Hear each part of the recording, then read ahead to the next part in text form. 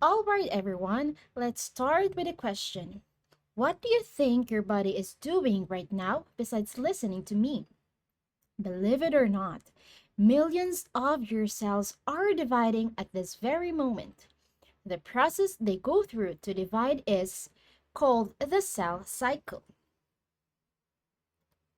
The cell cycle is basically the life story of a cell. It's the series of steps a cell takes to grow, prepare, and eventually split into two identical cells. It has two key phases: interphase, in which cells grow and prepare, and the mitotic or M phase, in which the cell actually divides. So why does this matter? Because without the cell cycle, you wouldn't grow, heal, or even survive.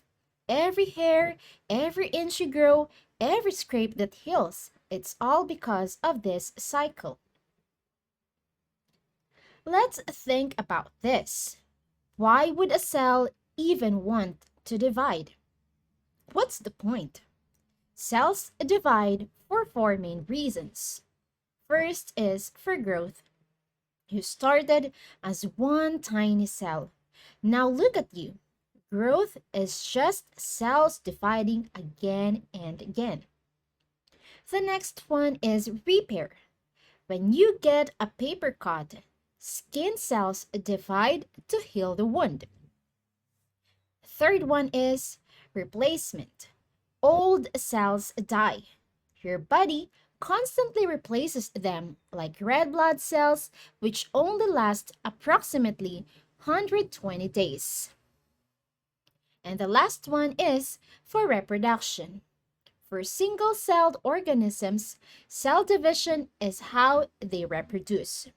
So next time you see a scratch heal or your nails grow, thank your cells for working overtime.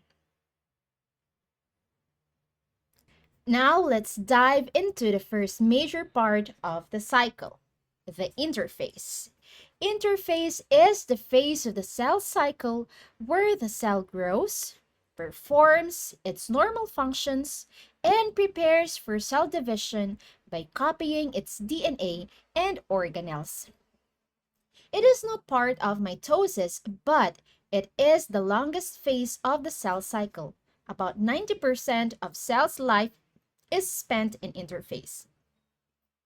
Interphase has three subphases: G1 phase, or the gap 1, S phase, or the synthesis, and G2, which is gap 2. Now let's discuss each phase. The first is G1 phase, or the gap 1. This is a grow and chill phase. What happens during this phase? The cell grows larger in size, organelles like mitochondria and ribosomes increase in number. Proteins and enzymes are synthesized to support cell function, and the cell performs its everyday tasks. Example, muscle cells contract, nerve signals, or nerve cells send signals. Think of it like waking up, brushing your teeth, and getting ready to start your day. Now, why this phase is important? This is the cell's normal life. It's also the first checkpoint. The cell checks if it's ready to duplicate DNA. If conditions aren't right, it won't continue. If something goes wrong, the cell can enter G0 phase, a resting or non-dividing stage. For example, nerve cells stay in G0 permanently. The next phase is S phase, or again, synthesis. Now it's time to copy the DNA. Remember, every new cell needs a full set of instructions. So the cell makes an exact duplicate of its DNA. Now what happens? DNA replication occurs. The cell copies all its DNA. Each chromosome is duplicated to form two identical sister chromatids. The centriole which is important for spindle formation, also duplicate in animal cells. Now, why this phase is important? This ensures that each daughter cell will get a full, identical set of genetic instructions. If something goes wrong, incorrect or incomplete replication can lead to mutations or cell death.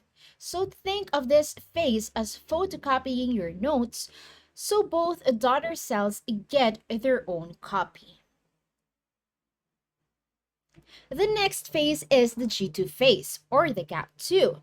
This is the final prep stage. Now what happens? The cell continues to grow. It produces more proteins and organelles. Microtubules begin to form. They'll be used later in mitosis. And the cell checks all DNA for errors and begins organizing for division. Now, why this is important? This is the final quality control stage before mitosis. The cell ensures it's fully ready to divide. For the checkpoint, DNA damage or incomplete replication will pause the cycle until repairs are made or trigger apoptosis, which is cell suicide, if unfixable. So this phase is like reviewing everything before a big test to make sure you're ready. So by the end of interphase, the cell is bigger, stocked with supplies, and has double DNA, all set for the big moment, cell division. Now let's go to M phase. It's time to divide. This is now the exciting part. M phase, it's short for mitotic phase. This is where the actual cell division happens. M phase has two parts, mitosis and cytokinesis. This is only about 10% of the total cycle time. Mitosis is the phase of the cell where the nucleus divides, distributing the copied DNA equally into two new nuclei. Mitosis also ensures that each new cell gets an identical set of chromosomes. Let's go step by step through mitosis, the division of the nucleus. There are four phases and it's easy to remember with PMAT: prophase, metaphase, anaphase, and telophase. The first phase is prophase. Now, what happens during this stage? Chromatin loose DNA condenses into visible chromosomes. Each chromosome has two sister chromatids joined at a centromere. This is the centromere, the central part. This is a chromosome. The nuclear envelope breaks down. Spindle fibers made of microtubules form from the centrioles and move to the opposite poles of the cell. Now, why this is important? Sets the stage for chromosomes to move, like setting up the stage before the performance. So imagine a classroom where students suddenly form into neat rows. The chaos is becoming organized. The next phase is metaphase. So what happens during this phase? Chromosomes line up at the center or the equator of the cell. This is called the metaphase plate. This one. Each chromosome is attached to spindle fibers by their centromeres. This is the spindle fiber. Why it's important? This ensures that each new cell will receive one copy of each chromosome. For the checkpoint, the cell checks that all chromosomes are properly attached to spindle fibers. If not, division pauses. Think of them lining up at the center like players before a big game. Now the third phase is the anaphase. What happens? The spindle fibers shorten, pulling the sister chromatids apart. As you can see, the spindle fibers shorten and the sister chromatids are formed or moved to the opposite poles of the cell. Chromatids move to the opposite of the cell. Once separated, each chromatid is considered a full chromosome. Now, why this is important? This guarantees that each daughter cell gets an identical set of chromosomes. This is like a tug of war where both sides get an equal share. Now, the last phase in mitosis is telophase. Now, what happens? Chromosomes arrive at opposite ends of the cell. Chromosomes begin to uncoil back into chromatin. A new nuclear envelope forms around each group of chromosomes. We can see the new nuclear envelope forms in each new group. Spindle fibers disappear. Now, why this is important?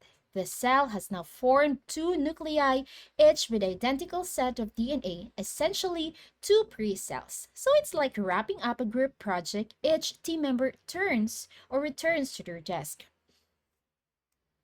And then finally, cytokinesis. Not technically part of mitosis, but happens right after. This is when the cell actually splits into two identical daughter cells. Each one has a complete nucleus and a full set of DNA. Now, what happens?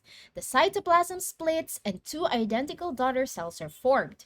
In animal cells, this happens by cleavage. The cell membrane pinches inward like a drawstring bag, forming a cleavage furrow. In plant cells, a cell plate forms between the nuclei and becomes a new cell wall. Now, why this is important? Cytokinesis completes the cycle. So by the end of M phase, you went from one cell to two fully functional, genetically identical cells. So mission accomplished. Let's wrap it up with a fast recap. The cell cycle is how cells grow, copy DNA, and divide.